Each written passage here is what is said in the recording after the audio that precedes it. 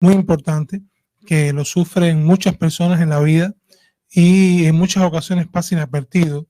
En este caso estamos hablando del trastorno.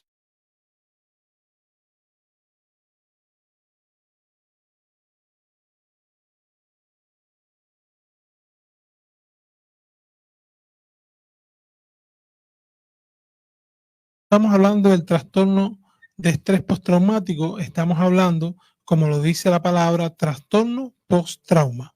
Este es un trastorno que en muchas ocasiones pasa inadvertido. La literatura revela que el 1 al 4% de las personas a nivel mundial en algún momento han vivido alguna situación estresante y por supuesto esto no quiere decir tampoco que todas las personas que viven traumas importantes van a padecer de un trastorno de estrés postraumático, pero sí está relacionado en la aparición del trastorno de estrés postraumático con el tipo de evento que se presenta.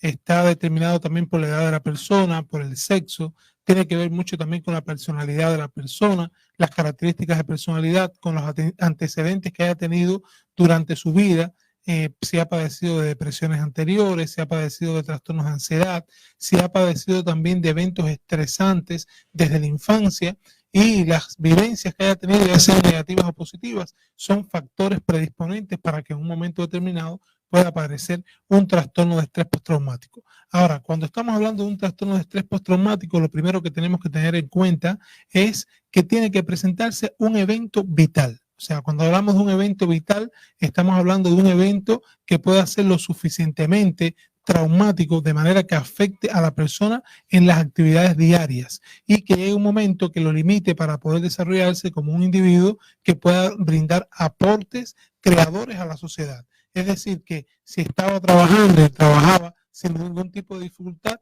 en estos momentos, después de un evento potencialmente traumático, entonces comienzan a fallar los procesos cognitivos, comienzan a fallar también los estados afectivos, los patrones reactivos.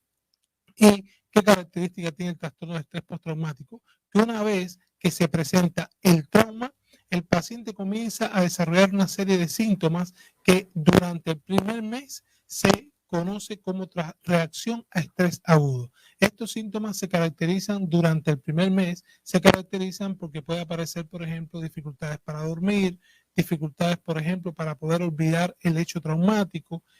También aparecen conductas evitativas a todo lo que tiene que ver con el trauma, pueden aparecer reacciones importantes de negación, de ira, de llanto, de ansiedad, de tristeza, de abreacción, o sea que la persona puede también golpear las paredes o puede negarse al punto de que no querer hablar con nadie. Esto cuando aparece durante el primer mes después del trauma, estamos hablando de una reacción a estrés agudo. Pero cuando ya pasa del mes, ya pasa más de 30 días la persona con esta serie de síntomas, entonces tenemos que empezar a hablar de un trastorno de estrés postraumático. ¿Qué característica tiene el trastorno de estrés postraumático también? Que no siempre después del primer mes todos los síntomas son notorios para todas las personas. Muchas veces pasa inadvertido y el paciente comienza a presentar los síntomas o se comienza a dar cuenta de que está realmente afectado cuando ya lleva 2 o 3 meses después del trauma, puede pasar incluso un año, 2 del trastorno de estrés postraumático. En el caso del ¿qué es lo que hemos visto en la práctica? Las personas que sufren el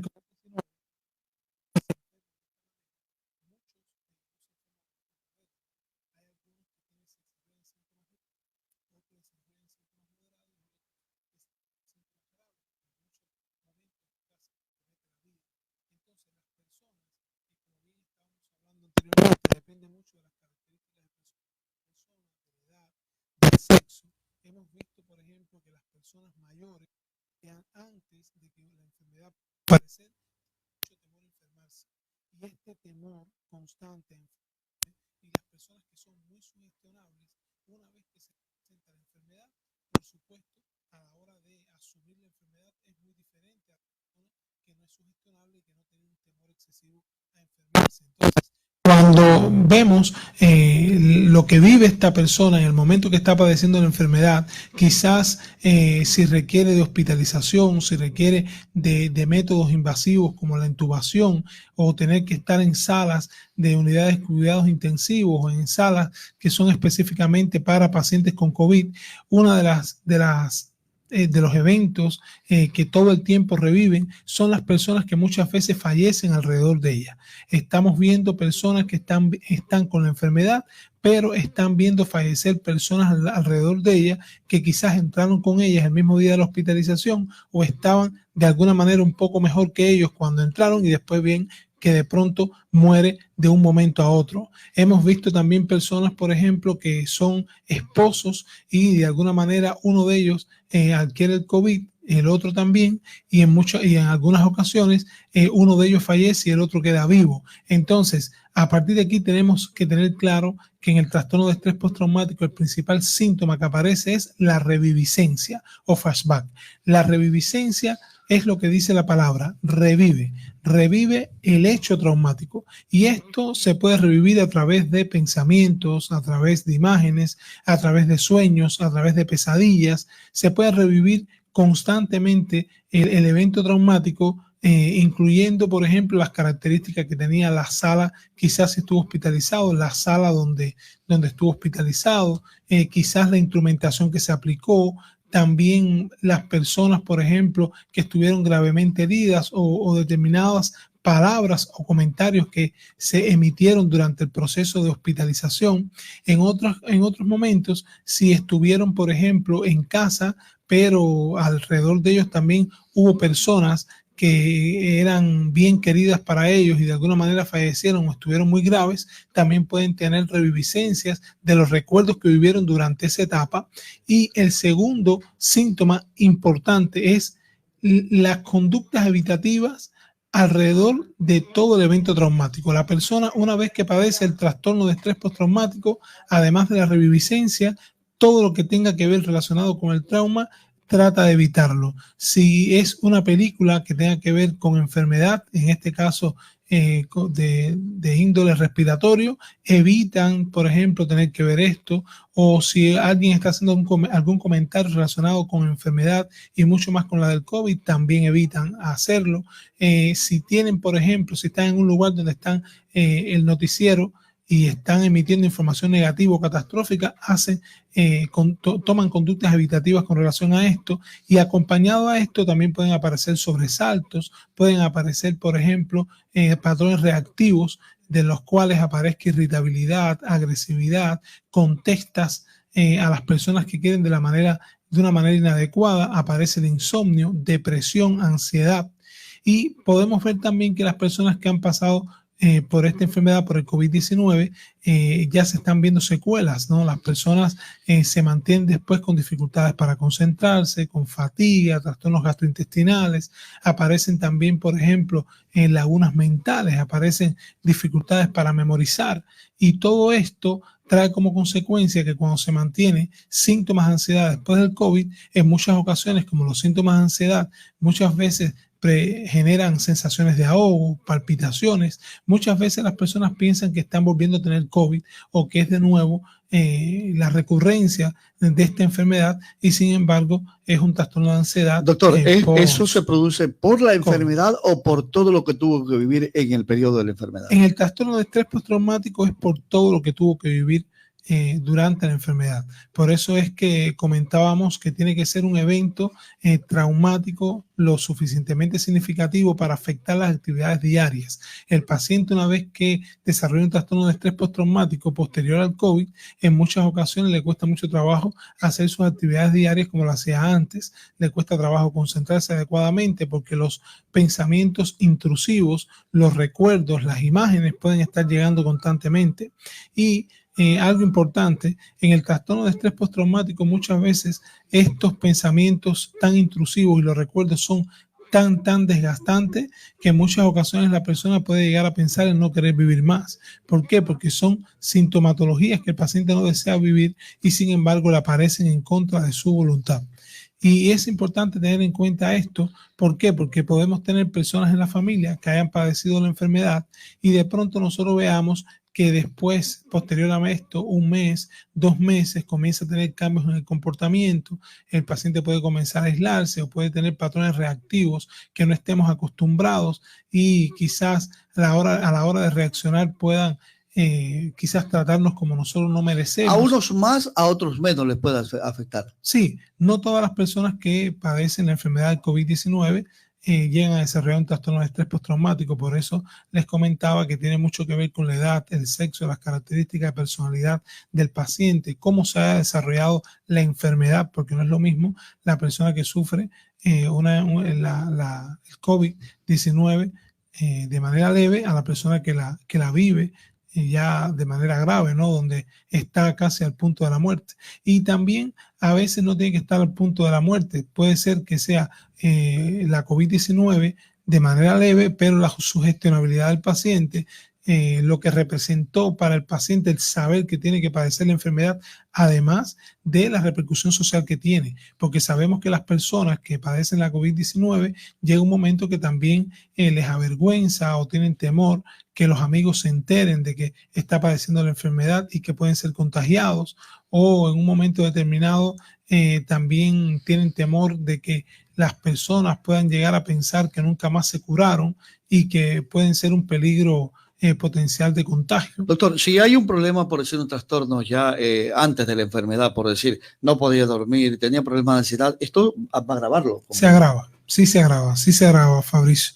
Una vez que hay una persona, por ejemplo, que padece un insomnio crónico o que ha padecido un evento, aunque no sea tan traumático, pero que de alguna manera laceró un poco a la persona, o que ha tenido antecedentes de trastornos depresivos anteriores o de ansiedad o de altos niveles de estrés, una vez que padece la enfermedad, en muchas ocasiones existe muchas posibilidades de que pueda desarrollar el trastorno de estrés postraumático.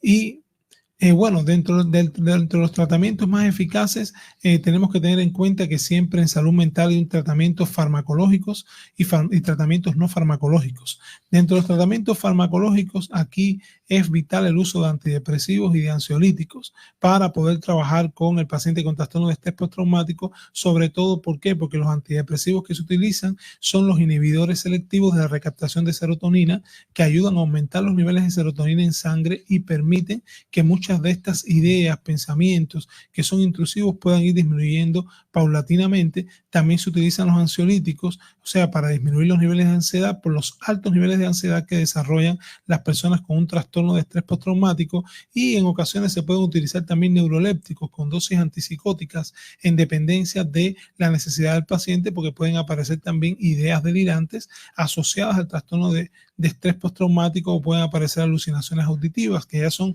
complicaciones del estrés postraumático. Dentro del tratamiento no farmacológico, las terapias que más resultados han dado hasta el momento son la psicoterapia con enfoque cognitivo-conductual.